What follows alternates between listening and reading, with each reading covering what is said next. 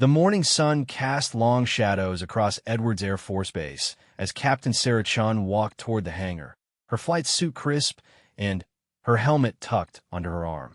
She had been stationed here for 3 years, but today felt different. The base was buzzing with unusual activity, and rumors were spreading like wildfire through the corridors about strange object detected in Earth's upper atmosphere. Sarah was not your typical pilot. While most of her colleagues came from military families or had dreamed of flying since childhood, she had stumbled into aviation almost by accident. Growing up in a small town in Oregon, she had been more interested in fixing cars with her father than looking up at the sky. But when a scholarship opportunity arose to study aerospace engineering, followed by a chance encounter with a military recruiter, her life had taken an unexpected turn. What made Sarah truly exceptional was not just her technical skill, but her ability to think outside the box. During flight school, instructors had noted her unconventional approaches to problems. Where other pilots might follow standard procedures, Sarah would find creative solutions that often worked better than the textbook methods. This trait had earned her both admiration and, occasionally, some frustrated sighs from her superiors. As she entered the briefing room, the chatter died down. Colonel Martinez, the base commander, stood at the front with a grim expression. Behind him, a large screen displayed what looked like satellite imagery of objects moving through space at impossible speeds. "Ladies and gentlemen," Colonel Martinez began, his voice carrying the weight of someone delivering news he wished he didn't have to share. At 0300 hours this morning, NORAD detected multiple unidentified aircraft entering our atmosphere. These objects are moving at speeds that exceed anything in our current technology arsenal. The room erupted in whispers. Sarah leaned forward in her seat, studying the grainy images on the screen.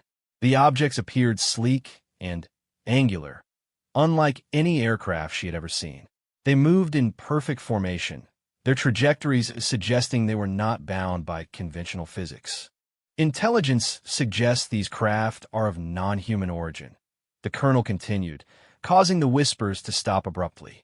"Initial attempts at communication have failed. More concerning, these objects have begun taking positions around major population centers worldwide. Washington, London, Tokyo, Moscow, they're everywhere." Major Thompson, one of the senior pilots, raised his hand. "Sir, what's our response protocol for this type of situation?" Colonel Martinez paused, clearly struggling with his answer. "Honestly, Major, we don't have one. This is unprecedented. However, we've been ordered to scramble all available aircraft and maintain defensive positions around critical infrastructure. We're not to engage unless fired upon first." Sarah felt her heart rate increase. She had trained for many scenarios: dogfights with enemy aircraft, ground support missions, reconnaissance flights, but nothing had prepared her for the possibility of encountering technology from another world. "Chun," the colonel called out, causing Sarah to snap to attention. "You'll be taking Raptor 07. Your call sign for this mission is Phoenix." Sarah nodded, feeling a mix of excitement and terror. The F-22 Raptor was the most advanced fighter jet in the American arsenal, capable of speeds exceeding Mach 2 and equipped with cutting-edge stealth technology. If humanity needed to defend itself against unknown threats, the Raptor was their best chance. As the briefing concluded, pilots rushed toward the hangar. Sarah walked more slowly, her mind racing through everything she knew about the F-22's capabilities. She had logged over 200 hours in the aircraft, but she wondered if all her training would be enough for what lay ahead. The hangar was a scene of controlled chaos. Ground crews worked frantically to prepare aircraft for immediate launch. Sarah's Raptor gleamed under the fluorescent lights, its angular design looking almost alien itself. Chief Mechanic Rodriguez approached her with a tablet in hand. "All systems check out, Captain," he reported. "Fuel is topped off, and we've loaded a full complement of AIM-120 missiles and AIM-9 Sidewinders. I've also taken the liberty of running additional diagnostics on all systems. Everything's running at peak performance." "Thanks, Chief," Sarah replied, beginning her pre-flight inspection. She walked around the aircraft methodically, checking every panel, every surface, every component she could see. The F-22 was a marvel of engineering, incorporating technologies that seemed almost magical: radar-absorbing materials, thrust vectoring engines, and avionic systems that could process information faster than the human brain. As she climbed into the cockpit, Sarah felt the familiar sense of becoming one with the machine. The pilot's seat was molded perfectly to her body, and the array of controls and displays had become second nature through countless hours of training. She began the startup sequence, listening to the twin Pratt and Whitney engines come to life with their distinctive whine. "Phoenix, this is Control Tower," came the voice through her headset. "You're cleared for immediate takeoff. Vector heading 270, climb to Angels 30. Control Tower, Phoenix copies. Heading 270, climbing to 30,000 feet." The F-22 rolled out of the hangar and onto the runway. Sarah advanced the throttles, feeling the immense power of the engines pushing her back into her seat. The aircraft lifted off smoothly, climbing rapidly into the clear Nevada sky. As she gained altitude, Sarah's radio crackled with reports from other pilots around the globe. The picture being painted was both fascinating and terrifying.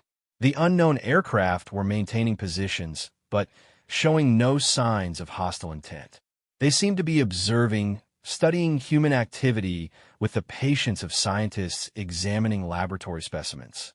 "Phoenix, this is Overwatch," came a new voice, one Sarah recognized as belonging to the command center at NORAD. "We're tracking 17 objects over the continental United States. We need you to proceed to coordinates 36.2048 degrees north, 115.0178 degrees west for visual confirmation of the object over Las Vegas." Sarah checked her navigation system and adjusted her heading. Las Vegas was approximately 200 miles southwest of her current position. At her current speed, she would be there in less than 20 minutes. As she flew, Sarah couldn't help but think about the implications of what was happening. If these truly were extraterrestrial visitors, it would fundamentally change everything humanity thought they knew about their place in the universe. Were they peaceful explorers, or did they represent a threat to Earth's survival? The desert landscape passed beneath her like a brown and tan patchwork quilt.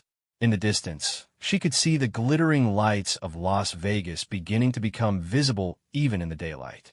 But there was something else, a dark shape hovering motionless above the city.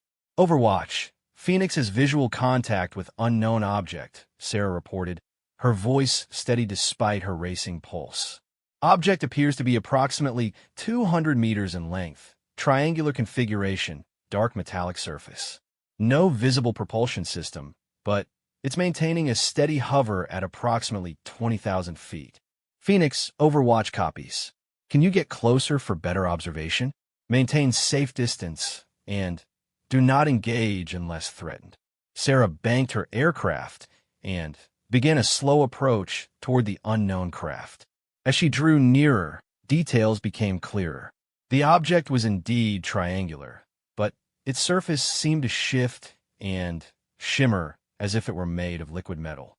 There were no visible windows, weapons, or propulsion systems, yet it hung in the air as if gravity had no effect on it. Suddenly, her radar warning system began chirping urgently.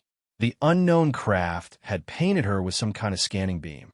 Sarah's training kicked in immediately. She was being targeted. "Overwatch, Phoenix is being painted by unknown targeting system. Requesting permission to take evasive action. Phoenix, you are clear to take whatever action necessary to ensure your safety. Do not engage unless fired upon." Sarah banked hard to the right, pulling several Gs as she tried to break the lock. But the scanning beam followed her effortlessly, as if her stealth technology was completely ineffective. Her heart pounded as she realized she was dealing with technology far beyond anything humanity possessed. Then, just as suddenly as it had begun, the scanning stopped. The triangular craft remained motionless, apparently content with whatever information it had gathered. Sarah circled at a safe distance, keeping the object in sight while reporting her observations.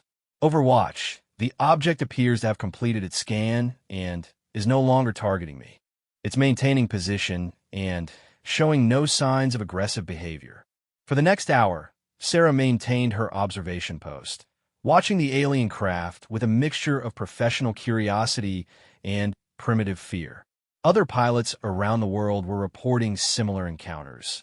Brief scanning episodes followed by apparent disinterest from the unknown visitors. As fuel began to run low, Sarah received orders to return to base for debriefing and refueling. As she banked away from the alien craft, she couldn't shake the feeling that this was only the beginning. Humanity had made contact with something beyond their understanding, and she had been one of the first to witness it. The flight back to Edwards was uneventful, but Sarah's mind was far from quiet. She thought about her family back in Oregon, about her friends and colleagues, about the billions of people going about their daily lives while alien craft observed from above. The world had changed today, even if most people didn't realize it yet. Landing back at Edwards, Sarah was immediately whisked away to a secure debriefing room where intelligence officers waited with recording equipment and endless questions. She described every detail she could remember: the craft's appearance, its movement patterns, the scanning incident, her aircraft's response to the unknown technology. Captain Chun, one of the intelligence officers, said after she had finished her account, "Based on your report and similar accounts from pilots worldwide, we believe these craft are conducting some kind of systematic observation of human military capabilities. The question is why?" Sarah considered this for a moment. "Sir, if I were in their position, possessing technology clearly superior to anything we have, I wouldn't need to study our military capabilities unless I was planning to either help us or fight us. And if I wanted to fight us, I probably wouldn't announce my presence first." The officer nodded thoughtfully. "That's been our assessment as well. The problem is we have no way of communicating with them to determine their intentions." As the debriefing concluded, Sarah was told to remain on standby for immediate deployment. The alien craft were still maintaining their positions worldwide, and military forces everywhere were trying to determine the appropriate response. Walking back to her quarters, Sarah noticed that the normal activity of the base had taken on an urgent, almost frantic quality. Ground crews were working around the clock to keep aircraft mission ready. Communications personnel were monitoring every frequency for any sign of alien communication attempts. Intelligence analysts were poring over every scrap of data about the mysterious visitors. In her room, Sarah sat on her bed and looked out the window at the darkening sky. Somewhere up there, beings from another world were watching Earth with unknowable intentions. Tomorrow would bring new challenges, new mysteries, and quite possibly humanity's first real test as a species capable of defending itself against threats from beyond their world. She thought about her unconventional path to this moment, from a small-town girl fixing cars to a fighter pilot potentially standing between humanity and the unknown. Life had a way of preparing people for moments they never could have imagined. As she prepared for what might be very little sleep, Sarah's radio crackled with a priority message. "All pilots report to the briefing room immediately. We have a developing situation." Sarah grabbed her flight suit and ran toward the briefing room, knowing that whatever came next would test everything she had learned about flying, about courage, and about what it meant to stand guard for her species against the vast unknown of space. The briefing room was packed with every available pilot when Sarah arrived. The large screen now displayed a world map dotted with red markers indicating alien craft positions. But something had changed. Several of the markers were moving. Colonel Martinez looked more haggard than he had just hours earlier. Dark circles under his eyes suggested he hadn't slept since the crisis began. Behind him, a new face stood at attention: General Patricia Hayes, whose presence at Edwards meant this situation had escalated to the highest levels of military command. "People, we have a rapidly developing situation," General Hayes began, her voice carrying decades of military authority. 30 minutes ago, the craft over major cities worldwide began moving simultaneously. They're converging on specific locations that our intelligence indicates are critical infrastructure points, power plants, communication hubs, and military installations. Sarah felt her stomach drop. The peaceful observation phase was apparently over. The craft over Las Vegas, Phoenix, the general continued, looking directly at Sarah, has moved to hover directly above Hoover Dam. Similar patterns are emerging globally. London's craft is over their primary power grid station. Tokyo's visitor is positioned above their main telecommunications center. Major Thompson raised his hand. General, are we interpreting this as a hostile action? At this point, we're treating it as a potential threat. However, no aggressive actions have been taken by any of the craft. They're simply positioning themselves over infrastructure that, if disabled, would cause significant disruption to human civilization. Sarah's tactical mind began working through the implications. Ma'am, if these beings wanted to destroy our infrastructure, they probably could have done it already. Their positioning suggests they're making a statement, demonstrating that they could cripple our society if they chose to. Our assessment exactly, Captain, which brings us to why you're all here. General Hayes gestured to an aide who brought up new images on the screen. We've detected what appears to be a command vessel approximately 200 miles above the Earth's surface. It's significantly larger than the other craft, roughly the size of a naval destroyer. We believe this vessel is coordinating the activities of the smaller craft. The room fell silent as the implications sank in. Sarah studied the grainy satellite image of the massive craft. Unlike the sleek triangular ships positioned over Earth cities, this vessel appeared more complex, with multiple sections and what looked like docking bays. Captain Chun, General Hayes said, causing Sarah to straighten in her chair. Your encounter with the Las Vegas craft provided valuable intelligence about their scanning capabilities. Based on your report and similar account from other pilots, we believe these beings are specifically studying our military response capabilities. What are our orders, General? Sarah asked, though she suspected she already knew the answer. We're going up there, the general replied. A small group of our best pilots will attempt to make contact with the command vessel. It's a long shot, but it may be our only chance to establish communication before this situation escalates beyond our control. Sarah's heart began racing. A mission to space was far beyond the normal capabilities of an F-22 Raptor. The aircraft was designed for atmospheric flight, not the vacuum of space. As if reading her thoughts, General Hayes smiled grimly. Obviously, the standard F-22 isn't equipped for this mission. However, our engineers at Skunk Works have been working on some modifications that might interest you. The pilots were led from the briefing room to a heavily secured hangar on the opposite side of the base. As the massive doors opened, Sarah gasped at what she saw inside. 3 F-22 Raptors sat in the hangar, but they had been extensively modified. Additional fuel tanks were mounted externally, along with what appeared to be rocket boosters. The aircraft surfaces were covered with additional thermal protection materials, and their cockpits had been fitted with what looked like spacesuit life support systems. These are the YF-22S variants, explained Dr. Elizabeth Warren, a civilian engineer who stepped forward. The S stands for space. We've been working on these modifications for the past 5 years as part of a classified program exploring the possibility of atmospheric-to-space fighter operations. Dr. Warren led the pilots around the modified aircraft, explaining the changes. We've added hybrid rocket engines that will allow these aircraft to achieve escape velocity. The additional fuel tanks contain both conventional jet fuel and liquid oxygen for high-altitude operations. The thermal protection system will protect the aircraft during re-entry. What about life support? Asked Captain Williams, another pilot selected for the mission. Each aircraft has been fitted with a closed-loop life support system capable of maintaining a pilot for up to 6 hours in space. The cockpit has been sealed and pressurized. You'll be wearing modified pressure suits that interface directly with the aircraft systems. Sarah walked around her assigned aircraft, marveling at the engineering achievement it represented.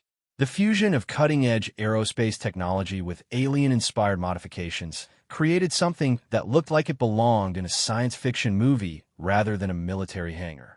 How do we control these things in space? Sarah asked. No air means no control surfaces. Reaction control thrusters, Dr. Warren replied, pointing to small nozzles positioned around the aircraft. Compressed nitrogen gas provides maneuvering capability in zero atmosphere. The flight control system has been completely reprogrammed to handle both atmospheric and space flight modes. The next 6 hours were a crash course in space flight operations. Sarah and her two fellow pilots, Captain Williams and Major Rodriguez, underwent intensive training on the modified systems. They learned how to transition from atmospheric flight to space operations, how to maneuver in zero gravity, and, most importantly, how to communicate with potentially hostile alien beings. Remember, brief DR. Sarah Kim, the mission's xenobiologist, we have no idea how these beings communicate. They may use electromagnetic radiation, light patterns, or methods we can't even comprehend. Your aircraft have been equipped with every communication device we could fit. Radio transmitters across all frequencies, laser communication systems, and even simple light displays that you can control from your cockpit. As the sun set over Edwards Air Force Base, the 3 modified F-22s were wheeled out to a specially prepared runway. The additional equipment made them look ungainly compared to the sleek lines of a standard Raptor. But Sarah knew that beneath the modifications lay the most advanced fighter aircraft humanity had ever produced. Phoenix, Falcon, and Eagle came the voice of mission control through their headsets, using their assign call signs. You are cleared for launch. Mission objectives remain unchanged. Establish contact with a command vessel and attempt to determine alien intentions. Sarah ran through her pre-flight checklist one final time. Everything was different from a normal F-22 startup. Additional systems needed to be activated, pressure suits needed to be verified, and space flight protocols needed to be enabled. Phoenix ready for launch, she reported. Falcon ready, confirmed Captain Williams. Eagle ready for departure, added Major Rodriguez. All aircraft, you are cleared for takeoff. Good luck, pilots. The world is watching. Sarah advanced the throttles and felt the familiar surge of power from the F-22's twin engines.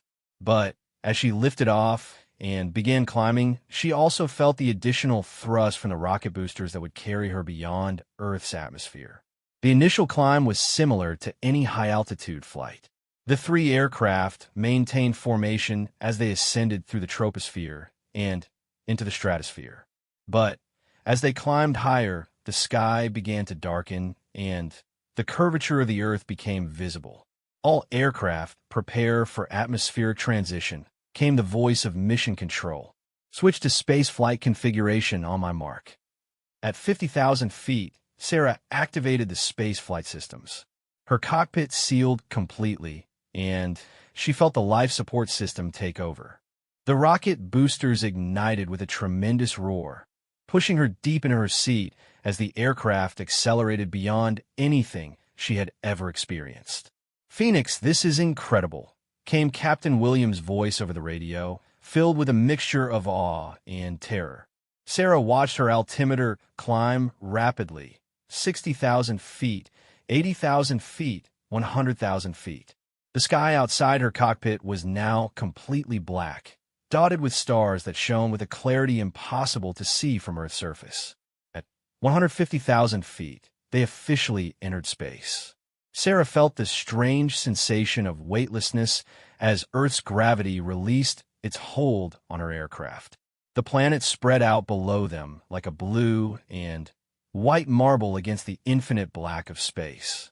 All aircraft maintain formation and proceed to target coordinates. Mission control instructed. The command vessel is approximately 50 miles ahead at your current altitude.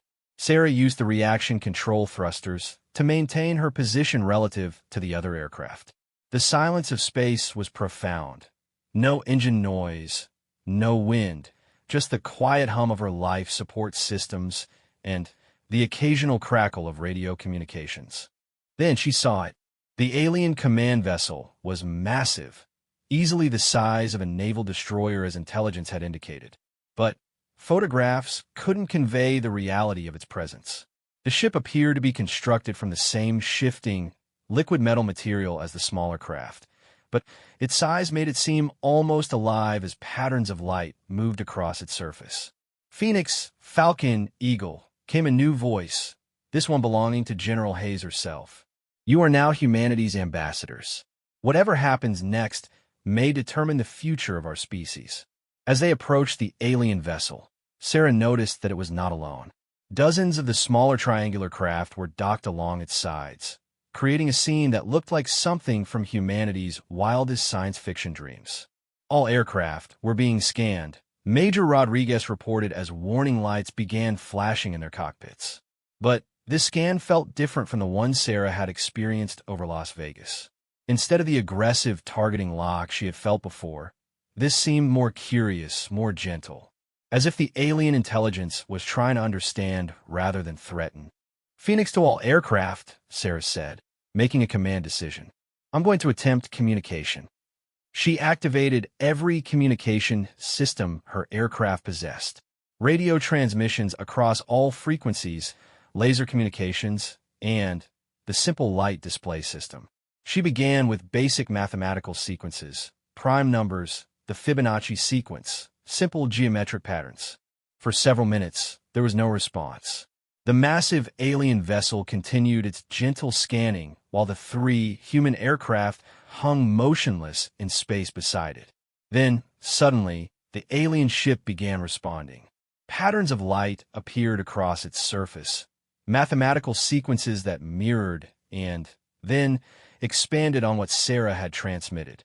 The ship was not only receiving their communications, but demonstrating that it understood and could build upon them. Mission Control, this is Phoenix, Sarah reported, her voice barely containing her excitement. We have established basic mathematical communication with the alien vessel. They're responding to our transmissions. The next hour was humanity's first real conversation with an alien intelligence. Through mathematical concepts and simple symbolic representations, a basic dialogue began to emerge. The aliens demonstrated knowledge of human mathematics, physics, and even seemed to understand some aspects of human technology. More importantly, the aliens began transmitting what appeared to be peaceful intentions. Through carefully constructed mathematical proofs and symbolic representations, they indicated that they were explorers, not conquerors. Their positioning over Earth's infrastructure had been a demonstration of their capabilities, but not a threat. Phoenix, came General Hayes' voice, asked them why they're here. Sarah constructed a mathematical query about purpose and intention, transmitting it through the laser communication system. The response came in the form of star charts and mathematical equations that seemed to describe interstellar travel and exploration. The aliens were apparently from a star system approximately 40 light-years from Earth. They had been exploring this region of the galaxy for centuries, cataloging civilizations and studying their development. Earth had attracted their attention because humanity had recently achieved nuclear capability and spaceflight, marking them as a species approaching interstellar potential. Their scientists, Sarah realized, transmitting her understanding back to Mission Control. They're studying us the same way we study developing civilizations in our own history. But then the aliens transmitted something that changed everything. Star charts showing other civilizations, mathematical representations of time, and what appear to be warnings about something approaching from deep space. Sarah felt a chill as she began to understand what the aliens were trying to communicate. Earth was not alone in attracting attention from interstellar visitors. Something else was coming, something that these peaceful explorers feared enough to warn a primitive civilization about. The massive alien vessel began transmitting detailed technical specifications, weapons technology, defensive systems, and spaceship designs far beyond anything humanity had ever conceived. They were offering to help Earth prepare for something that was still years away, but approaching with inevitable certainty. Mission Control, Sarah transmitted, her voice heavy with the weight of what she was learning. I think we need to prepare for a much bigger conversation than we anticipated. The return flight to Earth was unlike anything Sarah had ever experienced. The three modified F-22s descended through the atmosphere, carrying information that would fundamentally change humanity's understanding of their place in the universe. But more immediately, they carried warnings about a threat that was still years away, but approaching with terrifying certainty. As they broke through the cloud layer above Edwards Air Force Base, Sarah could see that the facility had been transformed. Military vehicles surrounded the runway, and temporary structures had been erected throughout the base. News helicopters circled at a respectful distance, held back by military air traffic control, but clearly aware that something unprecedented was happening. Phoenix, Falcon, Eagle, came the voice of the control tower. You're cleared for immediate landing. Medical teams are standing by for post-flight evaluation. Sarah guided her modified Raptor onto the runway, feeling the familiar sensation of Earth's gravity reasserting itself. After hours in the weightlessness of space, even the simple act of landing felt strange and heavy. The three pilots were immediately whisked away to a secure medical facility for examination and debriefing. The space suits and life support systems had functioned perfectly, but military protocol required thorough evaluation after any exposure to unknown environments. Dr. Patricia Hayes, the base's chief medical officer, conducted Sarah's examination while intelligence officers waited outside. "How are you feeling, Captain?" she asked as she checked Sarah's vital signs. "Physically, I'm fine," Sarah replied. "But mentally, Doctor, what I saw up there changes everything. We're not alone, and that's both the best and worst news humanity has ever received." The medical examination concluded that all three pilots were in perfect health, clearing them for immediate debriefing. Sarah was led to a secure conference room where the highest levels of military and civilian leadership had assembled. She recognized faces from television, officials she had only seen during major national events. General Hayes stood at the front of the room beside a collection of scientists, intelligence analysts, and what appear to be representatives from various government agencies. "Captain Shun, we need you to walk us through every detail of your communication with the alien vessel." For the next 4 hours, Sarah recounted every aspect of the encounter. The mathematical communications, the star charts, the technical specifications the aliens had transmitted, and, most importantly, the warnings about the approaching threat. According to the information they provided, Sarah explained, pointing to diagrams she had sketched during debriefing, there's another species approaching our solar system. The aliens called them the Devourers. At least that's the closest translation we can make from their mathematical descriptions. Dr. Elizabeth Warren, the aerospace engineer who had modified the F-22s, leaned forward. "Captain, you mentioned they transmitted technical specifications. Can you describe what kind of technology they were offering?" Sarah consulted her notes. "Energy weapons far beyond anything we possess, spacecraft capable of interstellar travel, defensive shield systems that could protect entire planets. They're essentially offering to jumpstart our technological development by several centuries." And in exchange, asked a man Sarah didn't recognize but whose presence suggested high-level government authority. "Nothing," Sarah replied. "That's what makes this so remarkable. They claim to be part of a galactic community of peaceful species that has been observing and occasionally assisting developing civilizations for millennia. Their intervention is purely to help us survive what's coming." The room erupted in quiet conversations as the implications sank in. Humanity was being offered the chance to join a galactic community, but only if they could survive the approaching threat. "How much time do we have?" asked General Hayes. Sarah checked her notes again. Based on their calculations, approximately 18 months before the Devourers reach the outer edge of our solar system. After that, we might have another 6 months before they reach Earth. 2 years, murmured someone in the back of the room. 2 years to prepare for a threat we don't understand using technology we can't comprehend. "Actually," Sarah said, causing the room to fall silent, "that's not entirely true. The aliens offered to establish a permanent communication link and provide technical advisors to help us adapt their technology to our manufacturing capabilities." The next 12 hours were a whirlwind of high-level meetings, presidential phone calls, and international coordination. Sarah found herself briefing world leaders via secure video links, explaining the same incredible story to presidents, prime ministers, and military commanders around the globe. The alien visitors had apparently made similar contact attempts with other nations, transmitting the same warnings and offers of assistance. For the first time in human history, the entire planet was united in facing a common threat that transcended all earthly conflicts. 3 days after the space mission, Sarah was back in the cockpit of a heavily modified F-22. But this time, the modifications were based on alien technology. Working around the clock, teams of engineers and alien advisors had begun implementing defensive systems that seemed like pure magic to human understanding. "Phoenix, this is Overwatch," came a familiar voice through her headset. "You're cleared for test flight of the new defensive systems. Proceed to designated test range and prepare for evaluation." Sarah advanced the throttles and lifted off into a sky that now held new meaning. Somewhere above, alien observers monitored her flight with technology that could peer across light years of space. But, more importantly, somewhere in the depths of space, another alien force was approaching with intentions that would determine humanity's survival. The F-22 felt different now.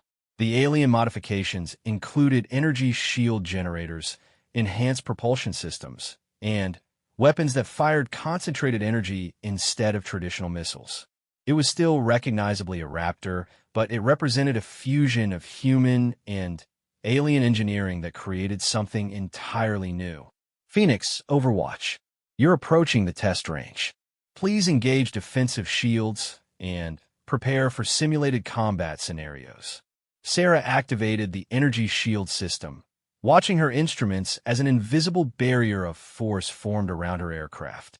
The technology was so advanced that human scientists were still struggling to understand how it worked, even as they implemented it into their defensive systems. The test range contained aerial targets designed to simulate the energy weapons the aliens had warned them about. As Sarah engaged the first target, her new energy weapons fired with a brilliant flash of blue light, completely vaporizing the drone in an instant. "Incredible," she muttered to herself, still amazed by the power now at her fingertips. Over the next several hours, Sarah tested every aspect of the modified aircraft. The energy shields deflected simulated weapon strikes that would have instantly destroyed any conventional aircraft. The enhanced propulsion allowed her to perform maneuvers that defied traditional physics. The new weapons systems could eliminate multiple targets simultaneously with unprecedented accuracy. But even with these amazing improvements, Sarah couldn't shake her concern about the approaching threat. If the peaceful aliens needed to provide this level of technology just to give humanity a chance at survival, what kind of enemy were they preparing to face? "Phoenix, return to base for debriefing," came the order from Mission Control. As Sarah guided her transformed F-22 back toward Edwards, she noticed something that filled her with hope. The sky was filled with aircraft, not just American fighters, but jets from nations around the world. The alien crisis had accomplished something that decades of diplomacy had failed to achieve: complete international cooperation. Russian MiGs flew alongside British Typhoons. Chinese J-20s performed formation flights with French Rafales.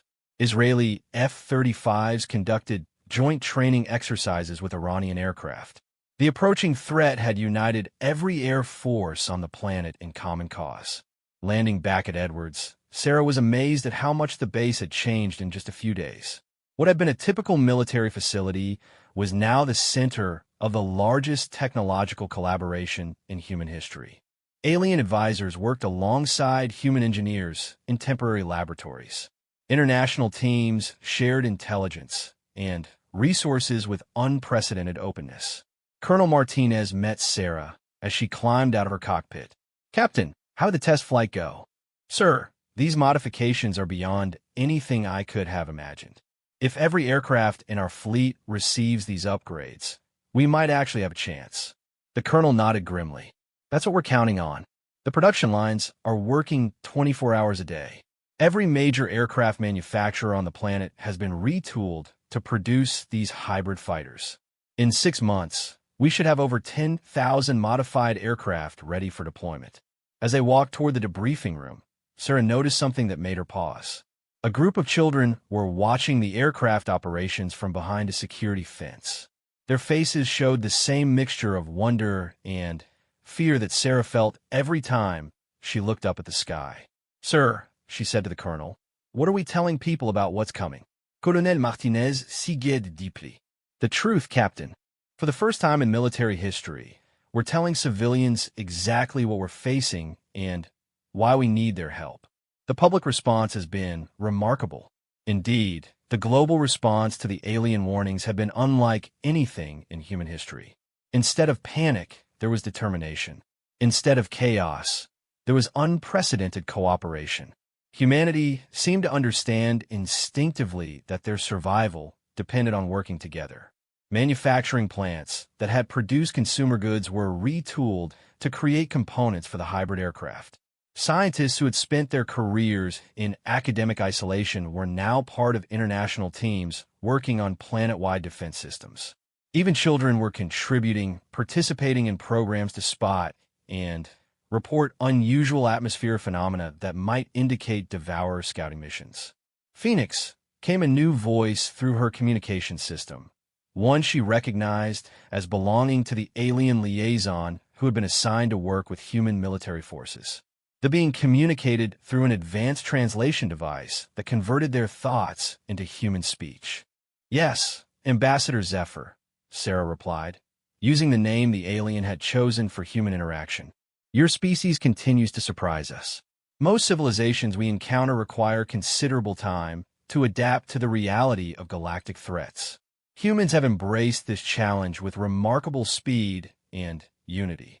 Sarah felt a surge of pride in her species. "Ambassador, we're fighters. When someone threatens our home, we stand together. This quality will serve you well in the trials ahead." The Devourers have destroyed 17 civilizations in this galactic region over the past 1,000 years. But none of those civilizations had the combination of technological adaptability and warrior spirit that humans possess. As the conversation ended, Sarah realized that humanity's greatest strength wasn't their technology or their weapons. It was their refusal to give up in the face of impossible odds. The approaching Devourers might possess superior technology and overwhelming numbers, but they had never faced an enemy like humanity. The next morning brought news that sent chills through the Global Defense Command. Deep space monitoring stations had detected the first signs of the approaching Devourer fleet. Energy signatures moving through space at incredible speeds, still more than a year away, but definitely heading toward Earth's solar system. "Ladies and gentlemen," announced General Hayes during the daily briefing, "the enemy is real, and they're coming. It's time to accelerate all our preparation plans." Sarah looked around the room at the faces of pilots, engineers, scientists, and military leaders from dozens of nations. 18 months ago, many of these people had been potential enemies. Now they were united in the most important fight in human history. "Phoenix," General Hayes said, looking directly at Sarah, "we're expanding your role in this operation. You'll be leading the first squadron of hybrid fighters, pilots from around the world flying the most advanced aircraft humanity has ever produced." Sarah felt the weight of responsibility settle on her shoulders. From an unknown pilot at a desert airbase to a squadron leader in humanity's defense against alien invasion, her life had taken turns she never could have imagined. "General, I'm honored to serve," she replied. "When do we begin training the international squadron?" "Tomorrow," the general said. "And, Captain, the future of human civilization may depend on how well you prepare these pilots for what's coming." 6 months after first contact with the peaceful aliens, Edwards Air Force Base had become the epicenter of humanity's greatest military mobilization. The base now stretched for miles in every direction, with temporary hangars, training facilities, and living quarters housing pilots and support personnel from 67 nations. Sarah stood on the observation deck of the new International Training Command Center, watching as her squadron conducted morning exercises. 12 of the world's best pilots flew in perfect formation, their hybrid F-22s gleaming in the desert sun. Each aircraft represented the pinnacle of human and alien technological cooperation, machines that 6 months ago would have been considered impossible. Squadron Leader Phoenix, came a voice behind her. Sarah turned to see Captain Yuki Tanaka from the Japanese Self-Defense Forces approaching. The morning evaluation scores are remarkable. Our pilots are adapting to the alien technology faster than anyone predicted. Sarah smiled as she reviewed the data on Tanaka's tablet. The 12 pilots under her command came from different nations, spoke different languages, and had trained in different military traditions. But they were united by a common purpose that transcended all earthly divisions. Captain Tanaka, how are the new pilots adjusting to the energy weapon systems? Better than expected, Tanaka replied. Lieutenant Volkov from Russia achieved 96% accuracy in yesterday's target practice. Captain Singh from India has mastered the shield harmonics completely. And Flight Lieutenant O'Brien from Ireland may be the best natural pilot I've ever seen. The international squadron had been carefully selected from thousands of candidates worldwide. Each pilot possessed not only exceptional flying skills, but also the psychological profile needed to handle alien technology and the stress of preparing for an interstellar war. Phoenix, report to Command Center Alpha immediately, came an announcement over the base communication system. Sarah made her way through the sprawling facility to the command center, passing engineers working on modifications to aircraft, scientists analyzing alien technology, and support personnel coordinating the massive logistics operation required to prepare Earth's defenses. The command center had grown from a simple briefing room to a sophisticated operation that rivaled anything at NORAD. Multiple screens displayed the positions of defense installations around the globe, the status of aircraft production, and, most importantly, the approaching signatures of the Devourer fleet. General Hayes stood at the center of it all, coordinating with military leaders worldwide through secure communications links. "Ah, Phoenix," she said as Sarah entered. "We have a situation developing that requires your expertise." The main screen displayed deep space monitoring data that made Sarah's blood run cold. The approaching Devourer's signatures had suddenly accelerated and changed course. Instead of the steady approach they had been tracking for months, the alien fleet was now moving erratically through space, engaging in what appeared to be combat maneuvers. Ambassador Zephyr believes the Devourers have encountered resistance from another species in the outer solar system, General Hayes explained. "This could be our first glimpse of what we're really facing." Sarah studied the tactical display, her pilot's instincts analyzing the movement patterns. "General, these maneuvers suggest they're not just overwhelming their opposition. They're playing with it. Look at these course corrections. The Devourer fleet would engage targets, withdraw, then re-engage from different angles. It was the behavior of a superior force that enjoyed demonstrating its dominance rather than simply destroying enemies efficiently. "Phoenix, we're accelerating the deployment schedule," the general announced. "Your squadron will be the first to take up defensive positions around Earth's orbital installations. The Devourers are still months away, but we can't assume they'll maintain their current approach speed." Over the next week, Sarah's squadron underwent the most intensive training of their careers. They practiced formation flying in Earth's upper atmosphere, learned to coordinate with the orbital defense platforms that had been constructed using alien technology, and, most importantly, trained for combat scenarios against enemies whose capabilities could only be estimated. "Remember," Sarah briefed her pilots during their final preparation session, "the Devourers have superior technology and vast experience in interstellar warfare. Our advantages are our adaptability, our willingness to work together, and our refusal to surrender. We're not trying to match their technology. We're trying to be more creative, more unpredictable, and more determined than they expect." Captain Liu Wei from the Chinese Air Force raised his hand. "Squadron leader, what do we know about their combat tactics?" Sarah consulted her briefing notes, which contained everything Ambassador Zephyr had been able to share about previous Devourer encounters. They prefer overwhelming force applied quickly. They'll establish orbital superiority, eliminate major population centers to break resistance, then systematically harvest remaining resources. But, Captain, they've never faced a unified planetary defense before. Lieutenant Maria Santos from Brazil looked troubled. Phoenix, with respect, how do 12 fighters make a difference against a fleet that has destroyed 17 civilizations? It was a question that haunted Sarah every night. Santos, we're not just 12 fighters. We're the tip of a spear that includes 10,000 hybrid aircraft, orbital defense platforms, ground-based energy weapons, and, most importantly, the entire human species united in common cause. The deployment to orbital stations began at dawn the following day.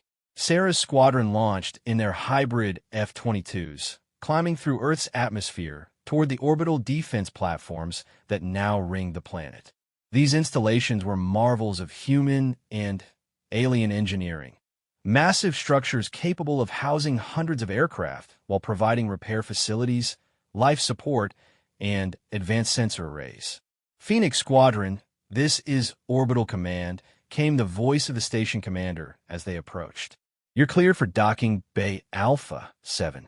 Welcome to humanity's first line of defense. The orbital station was larger than Sarah had imagined.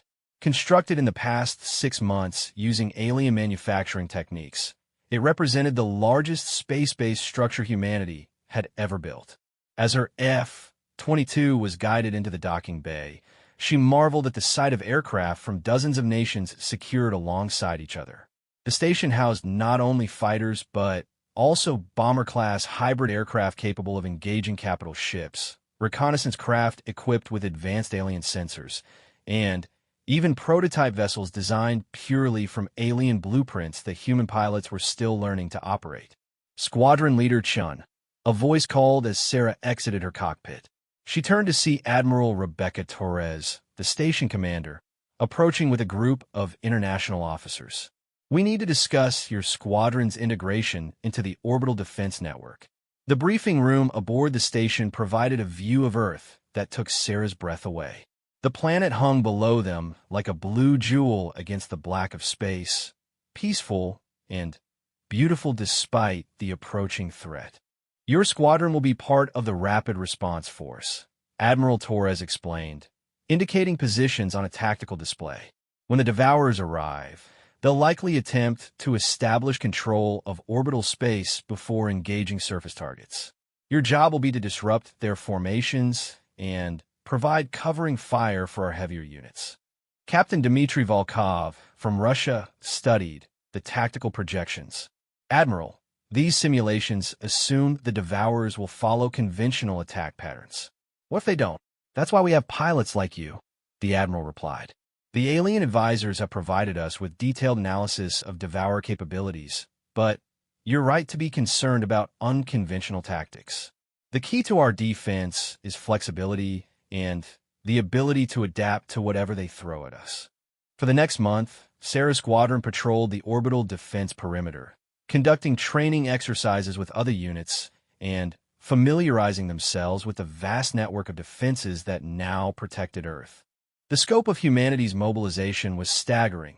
Orbital platforms, lunar bases, asteroid mining operations converted to weapons factories, and a fleet of hybrid spacecraft that grew larger every day. But Sarah knew that despite all their preparations, they were still the underdogs.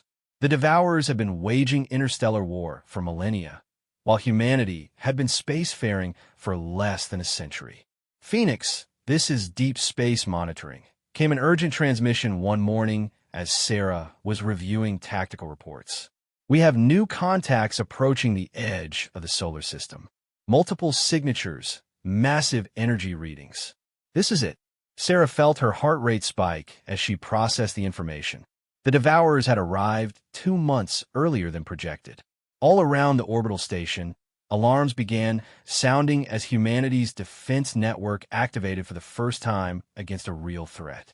All squadrons, report to your aircraft immediately, commanded Admiral Torres over the station's communication system. This is not a drill. The enemy has arrived. As Sarah ran toward her F-22, she felt a strange mix of terror and exhilaration. Everything they had trained for, everything they had prepared for, was about to be put to the ultimate test. "Phoenix Squadron, form up on my wing," she commanded as her pilots launched from the orbital station. "Remember your training, trust your equipment, and let's show these invaders what humanity is capable of." The 12 hybrid fighters formed a perfect diamond formation as they accelerated toward their assigned patrol sector. Behind them, the orbital defense platform hummed with activity as hundreds of additional aircraft prepared for launch. "Phoenix, this is Orbital Command," came Admiral Torres' voice. Initial sensor readings indicate approximately 200 enemy vessels of various sizes. The largest appears to be over 2 kilometers in length. They're maintaining position at the edge of the solar system, apparently conducting their own reconnaissance. Sarah checked her instruments as her squadron took up positions along the outer defensive perimeter. The enemy fleet was still too far away for visual contact, but the alien-enhanced sensors in her F-22 were already painting a picture of unprecedented threat. "Squadron, maintain formation and await orders," Sarah commanded. "And everyone, remember that everything we've worked for comes down to what happens in the next few hours." As if responding to her words, space around Sarah's squadron suddenly erupted in brilliant flashes of light. The Devourer fleet had begun its attack, launching weapons that crossed the vast distances of space in seconds. "All units, engage defensive pattern Alpha," Admiral Torres commanded. "Phoenix Squadron, you're cleared to intercept incoming strike craft. Protect the orbital platforms at all costs." Sarah banked her F-22 toward the approaching enemy fighters, her heart pounding with the knowledge that the battle for Earth's survival had begun. Behind her, the rest of humanity's defense fleet moved into position for the most important fight in the planet's history. "Phoenix Squadron, let's go hunting," she commanded, advancing her throttles toward enemy contacts that appeared on her screens like angry red stars against the black of space. The first interstellar war in human history was about to begin, and Sarah Chun found herself leading humanity's initial charge against an enemy that had never known defeat. The first wave of Devourer strike craft came at Phoenix Squadron like angry meteors, their alien fighters moving with deadly precision through the vacuum of space. Sarah had trained for this moment for months, but nothing could have prepared her for the reality of facing technology that had conquered 17 civilizations. "Phoenix Squadron, break formation and engage at will," Sarah commanded as enemy fighters closed to within weapons range. "Remember, we're faster and more maneuverable. Use that advantage." Sarah rolled her hybrid F-22 into a steep dive toward the nearest enemy fighter. The Devourer craft was larger than her F-22, roughly triangular in shape, but covered with strange protrusions that seemed to shift and move as she watched. As she locked onto the target, her alien-enhanced weapons systems painted it with targeting information. "Fox 1, Sarah called, firing her first energy weapon in combat. The brilliant blue beam lanced across space and struck the enemy fighter's shields, causing them to flare with angry red light. But the Devourer craft didn't stop. It continued its attack run toward the orbital platform. "Their shields are stronger than we estimated," Captain Tanaka reported over the radio as his own weapon's fire struck another enemy fighter with minimal effect. Sarah banked hard to avoid return fire from the Devourer craft, feeling the G-forces pull at her despite her advanced flight suit. The alien weapons seemed to fire some kind of plasma projectile that moved faster than anything she had ever encountered. "Phoenix Squadron, concentrate fire on individual targets," Sarah ordered, adapting her tactics in real time. Multiple hits from different angles seemed to overload their shield systems. The battle became a deadly dance in three-dimensional space. Human fighters used their superior maneuverability to attack from multiple directions, while the Devourer craft relied on their heavy shields and powerful weapons. The space around the orbital platform became a light show of energy weapons and exploding spacecraft. "Phoenix Leader, this is Captain Singh," came the voice of the Indian pilot. "I found a weak point in their shield matrix. If we time our attacks to hit simultaneously, we can punch through." "Copy that, Singh. All squadron members, follow Singh's lead and coordinate your attacks." The tactic worked perfectly. When 6 human fighters attacked a single Devourer craft from different angles simultaneously, their combined firepower overwhelmed the alien shields. The enemy fighter exploded in a brilliant flash of light, sending debris spinning through space. "First kill confirmed," Sarah announced, feeling a surge of hope. The Devourers were not invincible. But her celebration was short-lived. The enemy fleet's main force was approaching, and Sarah could see massive capital ships moving through space with ominous purpose. These vessels dwarfed anything humanity had ever constructed, their dark hulls bristling with weapons that could probably destroy entire continents with a single shot. "All units, fall back to defensive positions around the orbital platforms," came the order from Admiral Torres. "The heavy units are approaching." As Phoenix Squadron regrouped near the orbital station, Sarah could see the full scope of the battle developing. Hundreds of human hybrid fighters engaged thousands of Devourer strike craft, while massive capital ships on both sides exchanged fire that lit up space like artificial stars. The orbital defense platforms opened fire with their main weapons, energy cannons based on alien technology that sent beams of coherent light across millions of miles of space. When these beams struck the Devourer capital ships, their shields flared and held, but Sarah could see that the enemy vessels were being forced to divert energy from their own weapons to maintain their defenses. "Phoenix Squadron, we're going to make a run on that large capital ship," Sarah announced, indicating a Devourer vessel that was approximately a mile in length and covered with what appeared to be hundreds of weapon emplacements. "Squadron leader, that's suicide," protested Lieutenant Santos. "Our weapons can't penetrate capital ship armor." "Not the armor," Sarah replied, studying her tactical display. "But look at those sensor arrays and communication masts. If we can disable their ability to coordinate with the fleet, it might create opportunities for our heavy units." It was a desperate plan, but desperate times called for bold action. Phoenix Squadron formed up behind Sarah as she led them on a high-speed attack run toward the massive Devourer capital ship. The enemy vessel's defensive weapons opened fire as they approached, filling space with energy projectiles and defensive fields. Sarah flew her F-22 through the barrage with skills honed by months of intensive training, using every evasive maneuver she had ever learned. "Targeting the primary sensor array," she announced, locking her weapons onto a massive dish-like structure on the capital ship's hull. "All units, hit the communication systems." Phoenix Squadron's concentrated fire struck multiple targets on the capital ship's superstructure. While their weapons couldn't penetrate the main armor, they were effective against the more delicate sensor and communication equipment.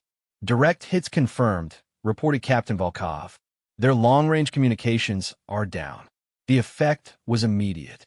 Other Devourer ships in the area began operating less efficiently, their coordination disrupted by the loss of their command ship's ability to coordinate fleet operations. "Phoenix Squadron, excellent work," came Admiral Torres' voice. "You've given our capital ships the opening they needed." Sarah watched as humanity's orbital defense platforms concentrated their fire on the damaged Devourer capital ship.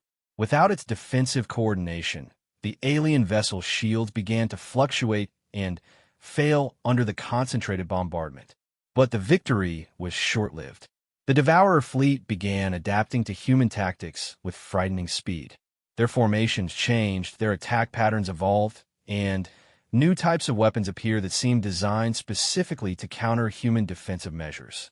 "All units, we have new contacts incoming," announced the fleet coordinator. "These appear to be different from the initial wave. Unknown configuration and capabilities." Sarah looked at her long-range sensors and felt her blood run cold.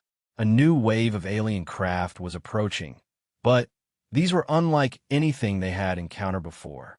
They were smaller than the capital ships, but larger than fighters, and they moved through space with an organic fluidity that suggested they might not be mechanical at all. "Phoenix Squadron, "Form up for intercept," Sarah commanded, though she had no idea what they were about to face. As the unknown craft approached, Sarah's sensors began picking up energy signatures that made no sense according to human understanding of physics. The alien vessels seemed to be manipulating space itself, bending reality around them in ways that allowed them to move faster than should be possible. "All units, be advised," came a new voice on the communication system, Ambassador Zephyr, the alien liaison. "The Devourers have deployed their biomechanical assault units. These craft are partially alive and can adapt to your weapons in real time." The biomechanical assault units engaged Phoenix Squadron with weapons that seemed to learn from each encounter. The first shots that struck them caused minimal damage, but each subsequent hit from the same type of weapon was less effective as the alien craft adapted their defenses. "They're evolving," Captain Tanaka reported in amazement. "My energy weapons are becoming less effective with each shot."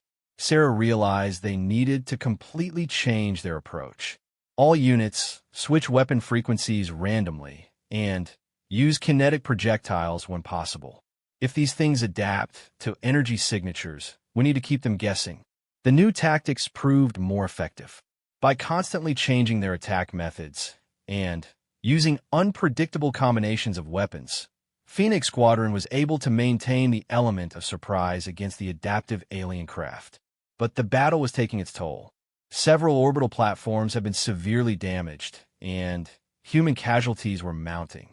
Sarah could see on her tactical display that the Devourer fleet was slowly gaining the upper hand through sheer numbers and technological superiority. Then, something unexpected happened. New contacts appeared on the edge of the battle zone, but these weren't more Devourer ships. The energy signatures matched those of the peaceful aliens who had first contacted Earth. "All human units, this is Ambassador Zephyr," came the alien's voice over all communication channels. "Our fleet has arrived to assist in your defense. We bring reinforcements from the Galactic Alliance." Sarah watched in amazement as dozens of advanced alien vessels engaged the Devourer fleet. These ships were even more advanced than the Devourer technology, using weapons that seemed to manipulate fundamental forces of physics. "Phoenix Squadron, coordinate with Alliance Fighter Group Alpha 7, Admiral Torres commanded. "You're now part of a joint human-alien strike force." Flying alongside alien pilots in spacecraft that defied human understanding of aerodynamics was surreal. But Sarah quickly adapted, finding that the Alliance pilots were professionals who understood the importance of coordination and teamwork. The tide of battle began to turn. With Alliance reinforcements providing support, human forces were able to go on the offensive. Sarah led Phoenix Squadron in a series of strikes against Devourer communication and supply ships, disrupting their logistics and command structure. Phoenix leader were detecting a massive energy buildup in the Devourer flagship, reported the Alliance pilot flying alongside her. "They appear to be preparing some kind of superweapon." Sarah looked at her tactical display and saw that the largest Devourer vessel, a ship over 3 miles long, was generating energy readings that exceeded anything they had seen in the battle so far. "All units, priority target is the flagship," Admiral Torres announced. "If that weapon charges to full power, it could destroy the entire orbital defense network." Sarah made a decision that would define the rest of her life. "Phoenix Squadron, we're going in. Full attack run on the flagship's weapon system." "Squadron leader, that's impossible," protested Captain O'Brien. "The defensive fire around that ship will destroy us before we get close." "Not if we time it right," Sarah replied, studying the tactical situation with the analytical mind that had made her such an exceptional pilot. "The Alliance ships are about to make their main assault. During that attack, the flagship's defenses will be concentrated on the larger targets. We'll have a window." It was the most dangerous mission any of them had ever attempted. Flying through the crossfire between massive capital ships while enemy fighters swarmed around them required every ounce of skill and courage they possessed. "Phoenix Squadron, attack run commencing," Sarah announced as she led her fighters toward the Devourer flagship. The massive ship's weapons created a web of energy fire that lit up space like a deadly aurora. Sarah flew through the barrage using every evasive technique she had ever learned, her F-22 dancing through space with impossible grace. "Target acquired," she announced, locking onto the flagship's primary weapon array. "All units, concentrate fire on the main emitter." Phoenix Squadron's combined firepower struck the superweapon just as it was reaching critical charge. The resulting explosion sent shockwaves through space that damaged both human and alien ships for miles in every direction. "Direct hit confirmed," reported Captain Singh. "The weapon is destroyed." The loss of their superweapon seemed to break the Devourer fleet's morale.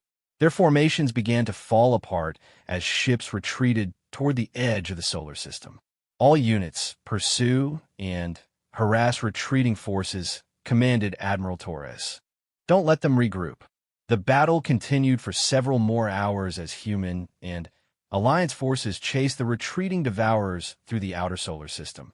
By the time the last enemy ship had fled beyond sensor range, Sarah and her squadron had been in continuous combat for over 12 hours. Phoenix Squadron returned to base for debriefing. Came the order from Orbital Command. As Sarah guided her battered F-22 back toward the orbital platform, she looked around at the aftermath of humanity's first interstellar war. Debris from destroyed ships floated through space like metallic snow. Damaged vessels limped back toward Earth for repairs. The cost had been enormous, but humanity had survived. "Squadron Leader Chun," came Ambassador Zephyr's voice as Sarah docked her fighter. "On behalf of the Galactic Alliance, I want to express our admiration for the courage and skill displayed by your species today. The Devourers have been defeated in this sector for the first time in over 2 centuries. "Ambassador, we couldn't have done it without your help," Sarah replied. "What happens now?" "Now, Captain Chun, humanity takes its place among the stars. The Galactic Alliance formally invites your species to join our confederation of peaceful worlds. There is much to learn and much to explore beyond your solar system." As Sarah walked through the orbital station, she saw pilots and crew members from dozens of nations celebrating together. The threat that had nearly destroyed Earth had instead united humanity and introduced them to a vast galactic community they never knew existed.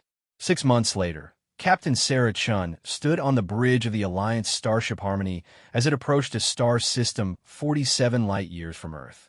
She wore the uniform of the newly formed Human Space Defense Force, and her rank insignia identified her as a squadron commander in the Galactic Alliance fleet. Behind her, a mixed crew of humans and aliens worked together to explore new worlds and defend peaceful civilizations from threats like the Devourers. The young woman who had once been an unknown pilot at a desert airbase was now helping to shape humanity's future among the stars. Squadron Commander, called Lieutenant Santos, now serving as her operations officer, were receiving a distress signal from the system ahead. "It appears to be under attack by Devourer remnants." Sarah smiled, feeling the familiar surge of adrenaline that came with approaching danger. "Alert all squadrons and prepare for combat deployment. Let's show them how humans fight for their friends." As the Harmony dropped out of faster-than-light travel and revealed a solar system under siege, Sarah knew that her journey from unknown ace pilot to defender of galactic civilization was just beginning. The stars held infinite possibilities, infinite challenges, and infinite opportunities for those brave enough to embrace them. Humanity had not just survived their first contact with alien civilizations. They had proven themselves worthy of a place among the greatest defenders of peace and freedom in the galaxy. And it had all started with one pilot's willingness to fly into the unknown and face whatever waited there.